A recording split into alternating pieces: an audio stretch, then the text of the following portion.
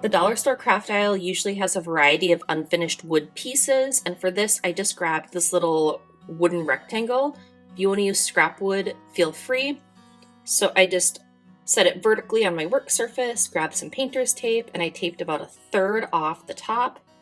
And then I grabbed my trusty white Rust-Oleum chalk paint and my flat 1-inch paintbrush, and I painted the bottom 2/3 of the little unfinished wood piece there.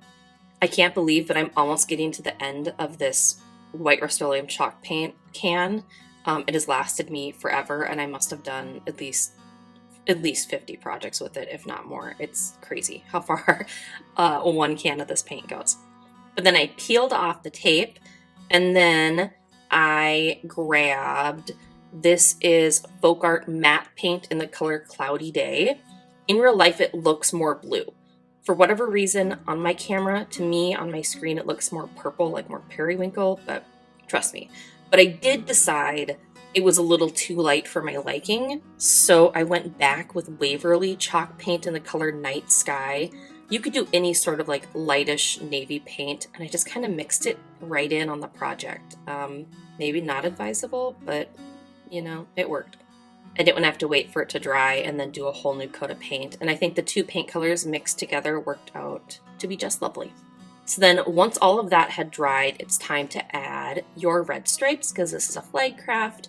So I taped off the blue paint, and then I use my nonstick scissors and I just cut painter's tape in half. If you want to buy thin painter's tape, you can.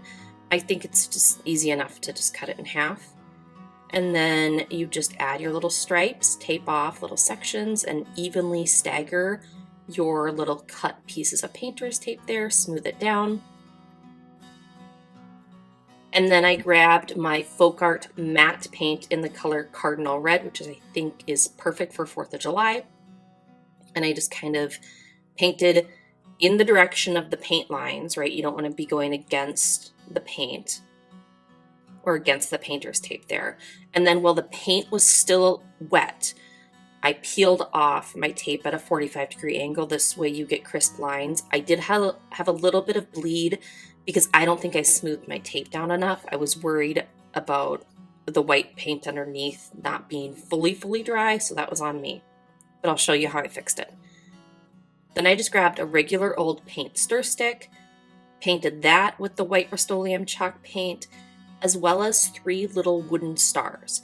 Now, I just had these in my craft stash because I have a craft collecting problem.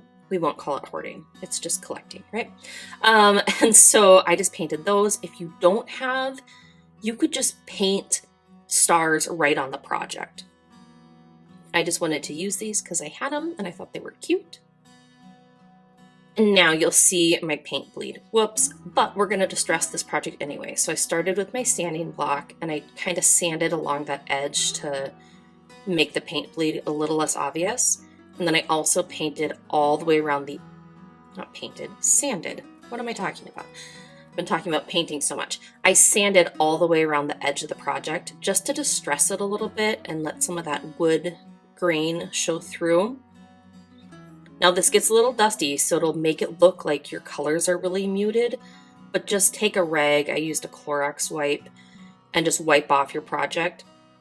And then it's time to assemble. So I used E6000 for permanent hold with a little bit of hot glue for instant hold so I could finish this project faster. So just a dab of E6000 on the back of each star, followed by a dab of hot glue. And you're in business. Just secure your little stars. If you have smaller wooden stars, you could do more, like 7. I would stick with an even number though, whatever you do. No, not even, odd number. And then my paint stick, this is optional, but I just used my miter shears to cut at a 45-degree angle so that this could be a stake into a potted plant and it would go into the dirt easier. And then I also just glued that paint stick right to the back of my project using the same method of combining E6000 glue and hot glue.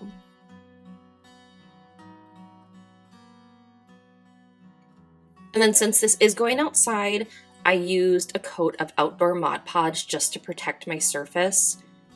This may not be totally necessary. If you want this project to weather over time, leave it unsealed, but I chose to take the extra step to protect my project, and that was that. So here is my little American flag stake sign that I put in my potted hydrangea out front, and I just think this is the cutest little 4th of July project.